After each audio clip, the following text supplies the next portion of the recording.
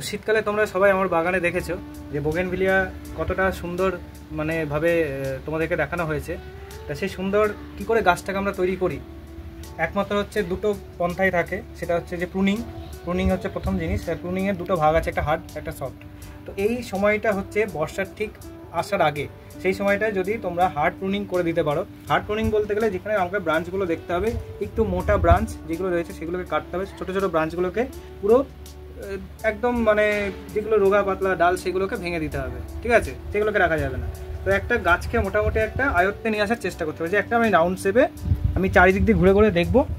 যদি কোনো ওই কী বলবো কেক বানানোর যে টেবিল থাকে, যদি কারোর কাছে থাকে তাদের এটা সুবিধা করতে। এবার সবার কাছে তো থাকে না, সেক্ষেত্রে অসুবিধা নেই, আমাকে একটু ঘুরে ঘুরে দেখতে হবে, কিংবা একটা উঁচু জায়গায় রেখে আমরা এইখানটায় মোটামুটি গাছটা চেষ্টা করবো যে একটা রাউন্ড শেপ তৈরি করা। কোনো একটা ডাল যদি এদিকে বেরিয়ে আসে, আমাকে এই একটা সার্কেল আইডিয়া করে ইমাজিন করে নিতে হবে যে আমাকে এই সার্কেলটা নিতে হবে। তাহলে এই সার্কেল নিতে গেলে যদি দেখা গেলো এই ডালটা এইখান দিয়ে বেরিয়ে চলে আসছে, তাহলে আমাকে এইখানটায় কেটে দিতে হবে। আমি যদি এই জায়গাটাই নিই, এই রাউন্ডে আমাকে নিতে হবে। তো এরকম একটা রাউন্ড শেপ আমাকে একটা ইমাজিন করে আমাকে একটা সার্কেল তৈরি করে নিয়ে আমাকে একটা শেপ করতে হবে। সেটা একদিনে হবে না, একদিনে কোনো গাছই তৈরি হয় না। তার কারণ আমি এখানে অনেক রকম গাছ আছে, আমি প্রত্যেকটা জিনিস আমি দেখাই। যে এইখানে একটা গাছ রয়েছে, এই গাছটা যদি বলি, এই গাছটা দেখতে কেমন লাগছে? প্রত্যেকটা গাছ কিন্তু আমার এরকমই ছিল। এই গাছটাকে দেখতে যতটা এখন অতটা ভালো লাগবে না। এটাই যখন 2 বছর পরে গাছটা কিন্তু তখন বন্ধুরা সব দেখে বলবে যে এত সুন্দর কি করে করা হলো। তা আমি প্রথম থেকেই দেখাই যে এখানে একটা ছোট গাছ, এই যে এখানে তার থেকে একটা ছোটো গাছ আছে, এই যে এই গাছটা এখন কোনো শেপই নেই, দেখে মনে হচ্ছে কেমন একটা ফাঁকা ফাঁকা লাগছে। কিন্তু এই গাছগুলোকে আমাদের এই ছোট জায়গা থেকে আমাদের প্রুন করে করে তৈরি করতে হয়। এই যেমন এখান থেকে একটা বড় ডাল বেরিয়ে আসছিলো, আমি কি করেছি এই হাইট থেকে কেটে দিয়েছি। তো এইখান থেকে আমি আস্তে আস্তে প্রুনিংটা স্টার্ট করবো ছোটো থেকেই। এবং আমি একটা যেটা করি সেটা হচ্ছে যে কিছু সুতো বেঁধে করি। সেটা আমার মনে হয়, এটা অনেকে করে কিনা বলতে পারবো না, সেটা আমার মনে হয় যে এটা আমার এইভাবে করে করে গাছের শেপটা আমি ঠিকঠাকভাবে তৈরি করতে পারি। প্রত্যেকটার সঙ্গে সুতো বেঁধে নিজের মতন করে বানানোর চেষ্টা করি। কোনোটা যেমন এরকম তার বাইন্ড করা হয়, তার বাইন্ড করে একটা শেপে রাখার চেষ্টা করি, একটা স্ট্রাকচার মোটামুটি দেওয়ার চেষ্টা করি। তো আরও একটা গাছ তোমাদের দেখাই, সেটা হচ্ছে সুবর্ণ গাছটা তোমরা দেখেছিলে কীরকম ছিল, নতুন গাছ, অনেকে প্রুন করে না। আমি কতটা হাইট থেকে গাছ কেটে দিয়েছি দেখো।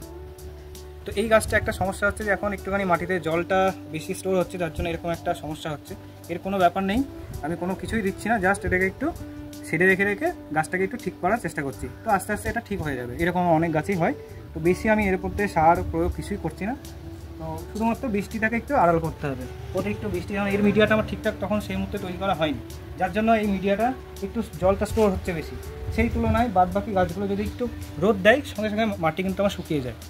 তো এর মিডিয়াটাই হচ্ছে মেন। মিডিয়াটা যত ভালো ড্রেনেজ হবে, বৃষ্টি বোগেনভিলিয়ার জন্য খুবই ভালো। যত বৃষ্টি হবে তত গাছের চেহারা পাল্টাবে। এবং এই আগে যদি বর্ষার আগে যদি আমরা প্রুন করে দিতে পারি, গাছটা সুন্দর একটা শেপ আসবে। এবার প্রুন করার পরে কী করতে হবে, পিঞ্চিং করতে হবে। যে প্রুন করে দিলাম, আমি ছেড়ে দিলাম, আমি দেখলাম না, সেটা করলে কিন্তু হবে না। একটা দিনও নয়, একটা মানে যদি আমি সময় নষ্ট করি, সঙ্গে সঙ্গে একটা ডাল বেরিয়ে চলে আসবে। আমাকে একটা শেপ, আমি বারবার বলছি যে একটা শেপ আমাকে মেনটেন করতে হবে। এবার দেখা গেলো বাই চান্স কোনো ডাল বেরিয়ে যাচ্ছে, সেই ডালটা আমাকে সেই হাইট থেকে আমাকে কেটে দিতে হবে। যেমন এখানে যেমন একটা বলি আমি, এই ডালটা যেমন আমার একটুখানি বাকিদের থেকে একটু উঁচু আছে, এখান থেকে অনেকটা উঁচু আছে, আমি এই জায়গা থেকে আমি কেটে দেবো। এখন কাটছি না, কারণ বৃষ্টি কন্টিনিউ হচ্ছে, বৃষ্টির মধ্যে ডাল কাটা যাবে না। বৃষ্টিটা মোটামুটি একটু যদি ছেড়ে যায়, 2 দিন একটু রোদ দিল, সেরকম হলে তবেই কাটা উচিত। বর্ষাকালে প্রধানত কাজ হচ্ছে আমাকে গাছটাকে প্রুনিংয়ের দিকে আমাকে খেয়াল রাখতে হবে। এই সময়টা ফুলের কোনো বিষয় নেই, কোনো খাবারের কিছু। হ্যাঁ, যদি দেখা গেলো মিডিয়াতে কোনোভাবে গাছের গ্রোথ নিচ্ছে না, সেক্ষেত্রে আমি বলবো ভার্মি কম্পোস্ট কিংবা পুরনো গোবর সার 1 মুঠো করে দিয়ে দাও গাছে, ব্যাস, কোনো ব্যাপার নেই, গাছ খুব সুন্দর গ্রোথ নেবে। বর্ষাকালে আমরা খাবার দিই না, কিন্তু কিছু সময় কী হয়, গাছের দেখা গেলো আমি গ্রোথ পাচ্ছি না। বৃষ্টির জলে সবসময় বৃষ্টির জলে যে গাছের গ্রোথ আছে সেটা নয়, কারণ মিডিয়াটা অনেক সময় খাবার, গাছ কিন্তু ফুরিয়ে গেলে কিন্তু তখন গাছেরও সমস্যা হয়, তখন গাছ বাড়বে না, গাছের গ্রোথ নেবে না। যেটা আমার যেটা বোগেনভিলিয়া ছিল, সেক্ষেত্রে আমি নিজে দেখলাম যে গাছের কোনো গ্রোথ নেই। যখনই আমি একটু গোবর সার দিয়ে দিলাম, তারপরে দেখছি প্রচুর ব্রাঞ্চ আমার ছেড়ে দিয়েছে। তো সেইটা অবশ্যই যে এই সময় একটু নাইট্রোজেন জাতীয় খাবারটা দিলে ভালো হয়। পটাশিয়াম বা অন্য কোনো খাবার প্রয়োজন নেই, নাইট্রোজেন দাও। আর রুট ডেভেলপমেন্টের জন্য একটু র্যালি গোল্ড ইউজ করতে পারো।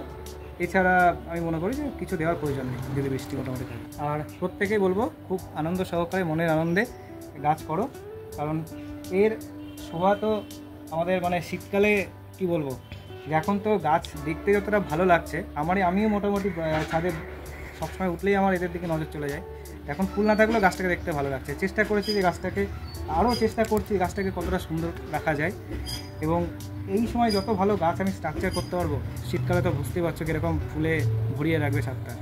তো সবাইকে বলবো বোগেনভিলিয়া করো ছাদে। আর বেশ কিছু সবথেকে বলবো যে ছাদ বাগানে পার্মানেন্ট গাছ হিসেবে কিছু গাছ করা অবশ্যই ভালো। তার মধ্যে বোগেনভিলিয়া, অ্যাডেনিয়াম, ঠিক আছে, এরকম কিছু গাছ রয়েছে। এই গাছগুলো অবশ্যই করো, মন ভালো থাকবে। কিছু গাছ আছে বোগেনভিলিয়ার যেমন ফুলের থেকে পাতাটা দেখতেও সুন্দর লাগে, যেমন এই গাছটা দেখো, এই গাছটা জাস্ট পাতাটা দেখো, এই পাতাবাহার হিসেবে চলে যাবে।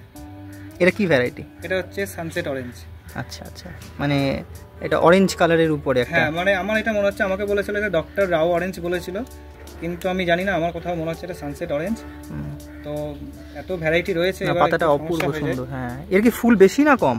এর ফুল দুর্দান্ত ফুল হয়। আচ্ছা, অনেক ফুল হয়, প্রচুর ফুল হয়। আচ্ছা আচ্ছা, অরেঞ্জ কালারের ফুল হয়, এবং এটা দেখলে বুঝতে হবে যে পাতাটা কতটা সুন্দর লাগছে।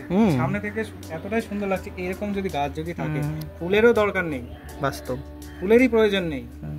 তো এরকম কিছু ভ্যারাইটি, অনেক ভ্যারাইটি নতুন এরপরে, যেমন সুইট আর্ট, তোমরা দেখেছো এই গাছটা। এই সুইট আর্ট গাছটা দেখো কীভাবে প্রুন করে আমি শেপ করার চেষ্টা, সব কিন্তু নতুন গাছ, তোমরা পুরনো ভিডিওতে দেখতে পাবে যে সেই গাছগুলো কী কন্ডিশনে ছিল। সেই জায়গা থেকে আমার দেখো কয়েক মাসে আমি গাছটাকে কীভাবে আমি নিয়ে এসেছি। এই যেমন দেখো, এই গাছটা যেমন একটু উপরের দিকে বেরিয়ে চলে এসেছে, আমি এটাকে আরও একটু নিচ থেকে কেটে দেবো, ঠিক আছে। এইভাবে করে মোটামুটি তোমাকে একটা শেপ তৈরি করতে হবে। এটাও তাই, এই গাছগুলো সব সিঙ্গেল গাছ ছিল। এইভাবে করে আমার, এটা হচ্ছে রাসবেরি আইস। আচ্ছা। তো এটা যেমন এই যে আমার সুতো দিয়ে বাঁধা আছে, তো আমি এইভাবে করে আমি সুতো দিয়ে বেঁধে বেঁধে এটাকে আমি শেপ দেওয়ার চেষ্টা করি। তারপর আস্তে আমি পরে সুতো আমি খুলে দিই, ঠিক আছে। এইটাও যেমন হচ্ছে, এবার এক একটা গাছে এক এক রকম শেপ হয়, সব গাছের সমান শেপ হয় না। তখন এটা যেমন গাছের স্ট্রাকচারের উপরে আমাকে শেপ বানাতে হবে, যে পুরোটাই যে সমানভাবে একবারে হয়ে যাবে সেটা না। এই যেমন এটা হচ্ছে বারবারা কাস্টে যেমন এই যেভাবে ডালটা হচ্ছে, আমি একটা হাইট আমি ভেবে নিচ্ছি যে এর মাথা থেকে আমাকে গোলটা নিতে হবে। আস্তে আস্তে আস্তে আস্তে এই জায়গাটায় এর একটা আলাদা স্ট্রাকচার হচ্ছে, ঠিক আছে, এরও একটা আলাদা স্ট্রাকচার হচ্ছে, ওয়্যার বাইন্ডিং হয়েছে। তো এটা সময় লাগবে, সেটা আস্তে আস্তে সময় বিশেষে 2-3 বছর, 4 বছর, 5 বছরের মধ্যে এই গাছটা আলাদা একটা স্ট্রাকচার হয়ে যাবে। এটাও তাই, এটা একটা থাইরানি বলা যেতে পারে, ঠিক আছে। তো এই গাছটা খুব সুন্দর, কিন্তু শেপ কিন্তু আমি চেষ্টা করেছি। না, দারুণ, এখনই দুর্দান্ত শেপ লাগছে, একটা গোছালো ব্যাপার চলে এসছে। যাক বন্ধুরা, এভাবেই একটা বর্ষার যে মেন যে কাজ, সেটা তোমরা এখনই করবে। গাছের শেপ মেনটেন করা, গাছের রুট এবং গাছের যে ফলিয়েজ, সেটাকে নিয়ে এখন কাজ করবে।